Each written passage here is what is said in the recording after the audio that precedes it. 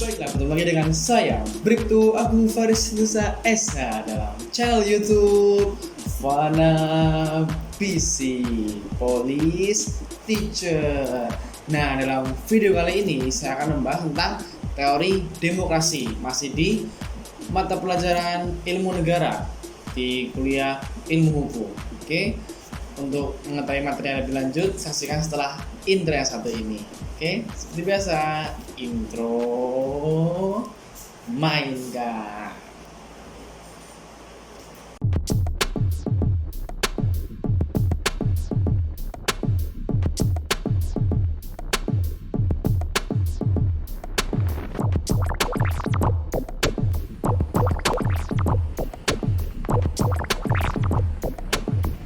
Nah, baiklah, langsung saja ya kita bahas tentang teori demokrasi.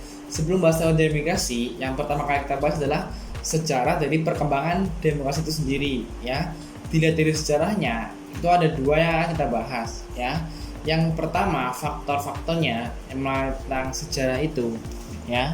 Yang melatar belakangi, yang pertama adalah hampir setiap orang pada saat ini itu mengaku sebagai negara atau seorang yang demokrat.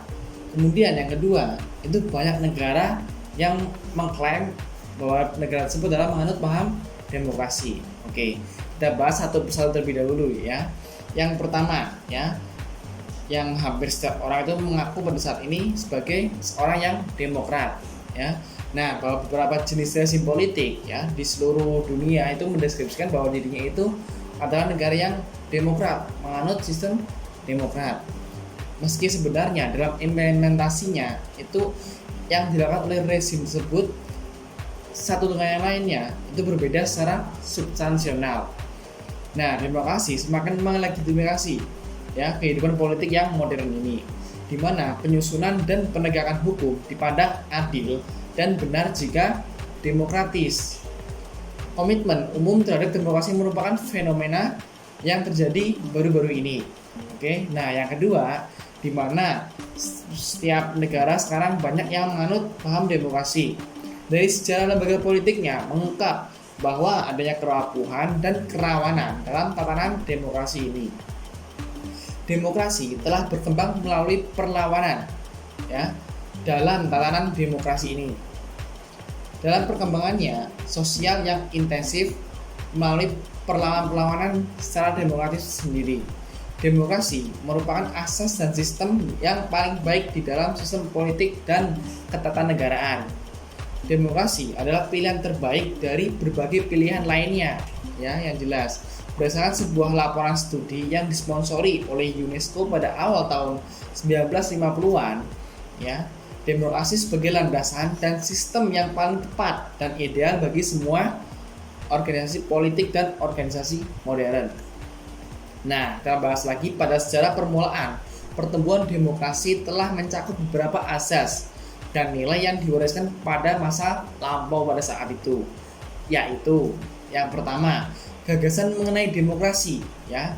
Dari kebudayaan Yunani kuno, kita tahu sendiri bahwa demokrasi langsung atau direct demokrasi, yaitu suatu bentuk pemerintahan di mana hak untuk membuat keputusan politik ya itu dijalankan secara langsung oleh seluruh warga masyarakat atau seluruh warga negaranya yang bertindak berdasarkan prosedur mayoritas ya dari berbagai khalayak umum ya. Lebih banyak lagi yang mayoritas itu berarti pandangan setiap orang dari warga negara tersebut. Kemudian yang kedua yaitu gagasan mengenai kebebasan beragama ya yang dihasilkan oleh aliran reformasi serta perang-perang agama yang menyusul setelahnya. Akhirnya menyebabkan manusia berhasil melepaskan diri dari penguasaan dari suatu golongan atau gereja tersebut ya, baik di bidang spiritual dalam bentuk dogmatif maupun di bidang sosial politik. Nah, adanya kebebasan beragama serta garis pemisah yang tegas ya antar soal-soal agama dan soal-soal keduniawan ya. Nah, selanjutnya adalah gagasan tersebut merupakan mengantar dari Eropa ya di tahun 1650 sampai 18 tahun 1800-an ya. Nah, memasuki masa Aflaru pada abad pemikiran atau abad pencerahan ini. yaitu munculnya aliran rasionalisme, yaitu suatu aliran yang ingin memerdekakan pemikiran manusia dari batas-batas yang ditentukan oleh gereja dan berdasarkan pemikiran atas akal rasio, ya. Nah, kemudian menghasilkan gagasan bahwa manusia mempunyai hak-hak politik, di mana hak-hak politik tersebut itu tidak membolehkan atau diselami dalam sistem kerajaan. Nah, teori rasionalitas ini dikenal dengan sosial kontrak atau kontrak sosial. Nah, dari fenomena demokrasi itu dapat dibedakan atas demokrasi normatif dan demokrasi empirik, ya. Yang pertama kita bahas tentang demokrasi normatif dulu. Menyangkut rangkuman gagasan atau idealitas, ya, tentang demokrasi yang terletak dalam filsafat sendiri. Kemudian demokrasi empirik itu adalah pelaksanaannya di lapangan, ya, secara real di lapangannya, yang tidak melalui paralel dengan segala normatifnya. Jadi antara normatif dengan empirik itu, kalau normatif itu gagasan pokok atau ide-ide, sedangkan empiris itu berarti real langsung di lapangan, atau bisa kita kenal dengan das Solon dan das Sein, ya. Nah, dari beberapa konsep demokrasi, ya, kita akan membahas tentang beberapa konsep demokrasi yang ada. Oke. Yang pertama, kita mengenal berbagai macam istilah dalam demokrasi, ya. Ada yang dinamakan dengan demokrasi konstitusional, kemudian demokrasi parlementer, kemudian demokrasi terpimpin, demokrasi rakyat, dan lain sebagainya. Oke. Nah, semua konsep ini memakai istilah dengan kata demokrasi, ya kan? Nah, setelah itu, menurut asal kata rakyat atau demokrasi sendiri, itu mengenai hal tersebut berarti kan rakyatlah yang berkuasa, ya. Nah, hal tersebut bisa disebut dengan government or rule by the people. Demokrasi dalam bahasa Inggris sendiri, ya, diadaptasi dari kata demokrasi, ya.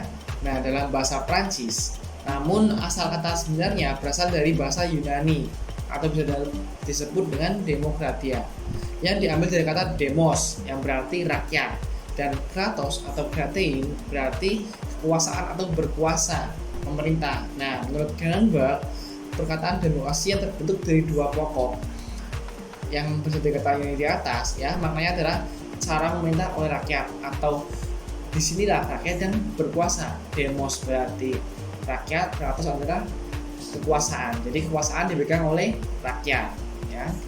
Oke. Nah, ada dua kelompok aliran dalam demokrasi, ya, yang paling penting, yaitu demokrasi konstitusional dan suatu kelompok aliran yang menamakan dirinya demokrasi akan tetapi masih menganut dengan paham komunisme atau mendasarkan dirinya sebagai komunisme.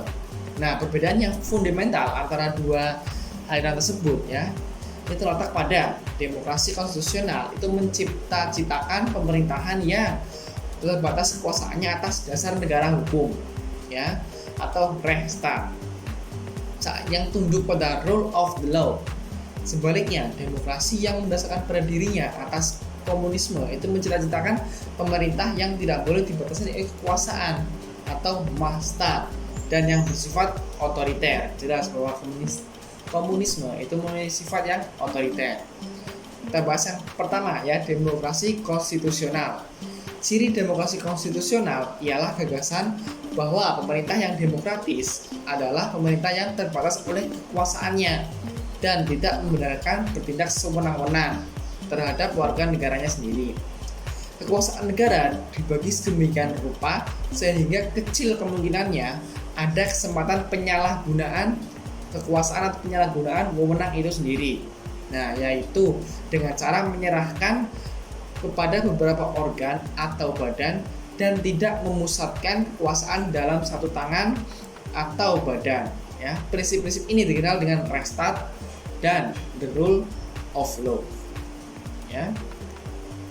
Yang kedua, ada demokrasi yang berstandar atas paham komunis, ya. Padahal kelompok ini selalu bersikap ambivalen terhadap negaranya sendiri, di mana negara dianggap sebagai suatu alat, ya, alat untuk memaksa yang akhirnya akan lenyap sendiri dengan munculnya suatu gagasan dari masyarakat komunis, ya.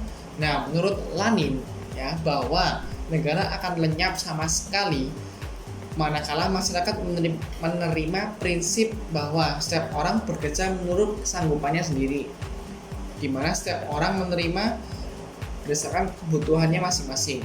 Tokoh-tokohnya antara lain ada Karl Marx, Engels, Lenin, dan Khrushchev. Yang ketiga adalah demokrasi rakyat. Menurut peristilahan komunis, demokrasi rakyat adalah bentuk khusus demokrasi yang memenuhi fungsi diktator proletar. Menurut Georgi Dimitrov, dia mengatakan bahwa demokrasi rakyat merupakan negara dalam masa transisi, yang berfungsi untuk menjamin perkembangan negara ke arah sosialisme. Demokrasi ini berkembang di negara-negara Eropa Timur, seperti Czechoslovakia, kemudian ada lagi Polandia, Hongaria, Rumania, Bulgaria, Yugoslavia, dan Tiongkok. Nah, yang keempat adalah demokrasi nasional. Demokrasi nasional sebagai suatu tahapan dalam perkembangan negara demokrasi rakyat sebagai suatu bentuk diktator proletariat. Namun demokrasi ini berakhir tanpa perkembangan yang berarti, seperti yang terjadi di Guinea, Ghana, Mali, Aljazair, dan Burma. Konsep demokrasi nomor 2 sampai dengan 4 pada hakikatnya mendasarkan pada komunisme. Nah, sekarang kita bahas tentang model-model demokrasi. Demokrasi mengalami perkembangan dalam implementasinya, sehingga banyak model disebabkan antara lain karena kreativitas para aktor politik di berbagai tempat dalam mendesain praktek demokrasi prosedural dengan kultus sejarah dan kepentingan mereka sendiri. Nah, ada 3 jenis atau model pokok dalam demokrasi. Yang pertama ada demokrasi partisipatif atau demokrasi langsung. Suatu sistem di mana pengambilan keputusan tentang permasalahan umum melibatkan warga negara secara langsung. Hal ini adalah tipe demokrasi asli yang terdapat di Athena kuno. Yang kedua ada lagi demokrasi liberal, atau demokrasi perwakilan. Suatu sistem pemerintahan yang menggunakan pejabat yang dipilih untuk mewakili kepentingan atau pendapat warga negara dalam daerah-daerah yang terbatas, sambil tetap menjunjung tinggi aturan hukum yang berlaku pada saat itu. Yang ketiga ada lagi demokrasi yang didasarkan atas model satu partai. Banyak yang melakukan apakah hal ini merupakan suatu model demokrasi juga. Nah, kemudian David Held menyebutkan model-model demokrasi ada beberapa macam, 13 demokrasi. Yang pertama adalah demokrasi klasik. Kemudian yang kedua republikanisme protektif.